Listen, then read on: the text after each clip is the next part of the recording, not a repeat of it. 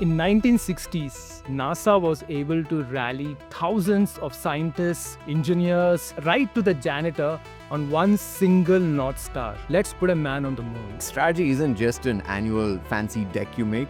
It's big, bold bets you're willing to place every single week. Two founders walk into with Satish Manchikanti and Ajit Sivaram.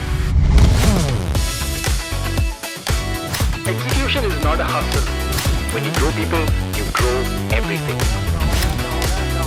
Two founders walk into. Here's the uncomfortable truth about strategy. Most leaders aren't doing it. They think they are. They're mostly just planning or putting together a long deck, or there are those offsites, quarterly reviews. But if you look closely, most of what we call strategy is actually just extrapolation. Last year plus another 10-15% with better execution. Real strategy is so much rarer. And it's harder because it requires you to make choices when you don't have all the answers. To place bets when the future is uncertain. To say no to good opportunities because they may not be the right ones. So here's what makes it difficult. The urgency of today will always drown out the importance of tomorrow unless you fight for it. The quarter will always scream louder than the year. That's the way it's built. The fire in front of you will always feel more real than the bridge you're actually supposed to be building. We've got to learn to work on our projects, not just in our projects. Without strategy, without real choices about where you're going and what you're willing to sacrifice to get there, you're not leading toward anything. You're just reacting really well. And eventually someone who's going somewhere will pass you by. That's what we're unpacking today. Strategy, the discipline of thinking beyond the quarter. Let's talk about what it takes to lead with the horizon in mind. Most leaders are excellent at action. They constantly are doing, deciding, reacting. They live by clocks and calendars, meetings, deadlines, and deliverables. Speed, yeah. But this is what separates ultra leaders. They are not just good with clocks and calendars, they're good with compass, I love that. which is about direction, not motion. Yeah. Because you can climb the ladder very fast. Action, action, speed, speed, speed, get there faster, and still realize that you're up the wrong ladder. Yeah. And that's the trap most leaders fall. So the most profound question you can ask when you're thinking about strategy is this. The choices I'm making today, the bets I'm making today, do I have the long-term in view in mind, or I'm just worried about the next quarter, next deadline? And ultra leaders are very good in terms of bringing that balance between now and next, the clock and the compass. I love that. And sometimes the misconception is that once I set my compass, that's where I'm heading, right? Like we think that strategy is this thing that we all sit around a table, put some things on a wall, draw some 2x2 matrix, put a 5-year horizon. Yeah. We're heading that way. But we've never seen strategy like that. We've ever made a 5-year plan simply because strategy is a bunch of trade-offs. It's setting out in a direction and then pivoting. And that is also strategic. It's strategic that you consistently pivot. It's strategic that, because it's not just ticking off the 3-year, 5-year, 10-year horizons, which are good to do.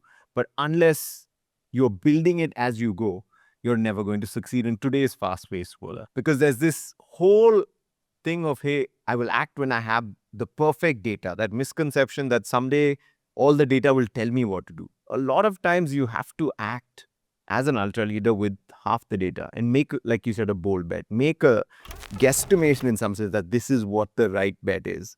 And that's one of the biggest misconceptions that hold people back. I need data, or I'll do this once and I'm done. Yeah, I love that. What you're saying is that strategy is not that one annual deck we make and once in 10 years, but it's how I strategically lead every day. And one of the key things, if you're a good strategic leader, is that you're a big picture thinker. Yeah. That you're able to turn activity into alignment. Good strategic leaders, the very nice skill they have is they're able to articulate that North Star.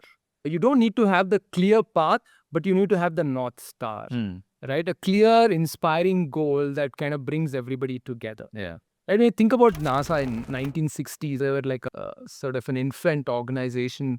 And also they were struggling because Russia was winning the race, they were losing the whole space race, and morale was really low. And then President Kennedy stood up and gave this this legendary speech that kind of created a North Star and got everybody together. Yeah. Right? The whole America saying that we're going to put a man on the moon. And that single statement became everything for thousands of engineers, scientists, contractors, right up to the janitor. They had a shared purpose suddenly, saying that, hey, what am I doing? I'm doing it to put a man on the moon. And these ultra leaders have that ability to put that goal in front of everyone that may look outrageous, but it's inspiring. And people go after it. And Bill Gates did that. He said PC on every desk, in every home. And I love Jim Collins calls it BHAG, big, hairy, audacious goal, a stretch vision, or a goal that not only stretches but unites an organization. And ultra leaders are able to see that today's work, they're very good at connecting today's work to that North Star. I love that. Yeah. I think those North Stars help. And then your strategy is, hey, how do we get to that North Star? And you're always pivoting like you should to get to that North Star. When you think of what makes us pivot, when you think of what do we actually need to do to figure out our strategy, you've got to always look at three things. You've got to be looking at the market. What are other people doing? You've got to be looking at your customer. And you have to be looking at your competitor. These three things create great strategy. If you're only just looking at your strengths, saying, yeah, I'm good at this, I'm going to go do this, that's very level one thinking. Kenichi Ome does this 3C model. Customers' needs, competitors' moves, and company capabilities. Keep all three in balance. It's almost like this fully triangle that you're trying to put together. A great example of a company that saw the market and pivoted was Adobe. They had Photoshop, they had all of these softwares that you were buying for so many years, and they switched it to subscription with Creative Cloud. Right? And now all of their software is available through subscription. Zara does it. And I don't like it, but real-time fashion loop, right? The speed at which they are able to pivot to what is happening in the industry is incredible. When you think of understanding your customer, Intuit does this really well. They have this follow me home. They actually went into the customer's home, understood how they use their product, and then built their product.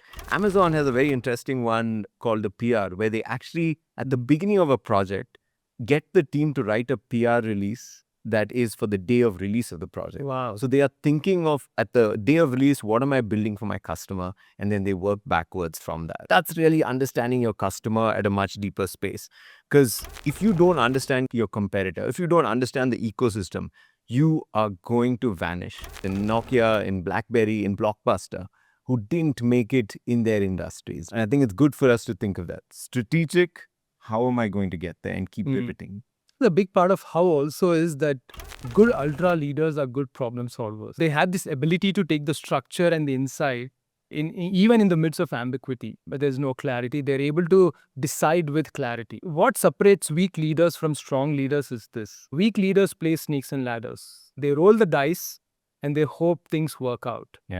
But strategic leaders, they play chess.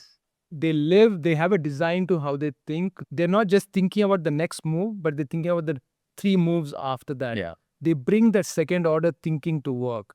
They're able to think in patterns. They're able to anticipate reactions. They're able to connect the dots. Michael Watkins talks about pattern recognition. That's a very big part of problem solving. It's an ability to find order in chaos and turn noise into insight. Ultra leaders have that uncanny ability to kind of look at all the noise, all the stress, and they're able to really bring out sharp insights that they're able to focus on.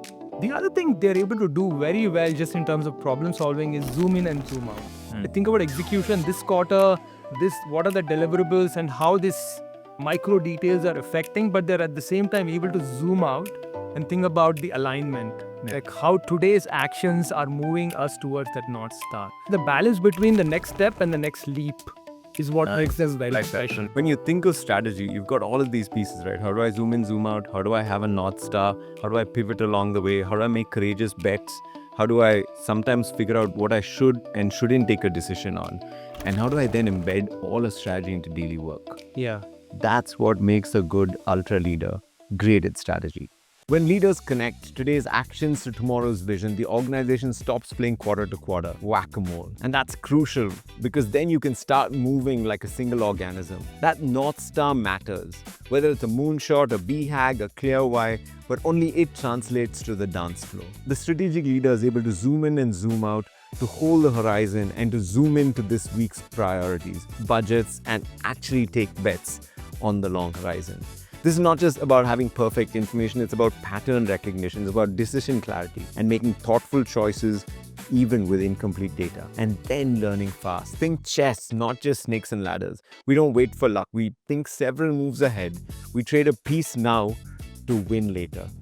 The question becomes routine. How does this action advance our 5-year goals? Targets, milestones, feed a living narrative everyone can see themselves in.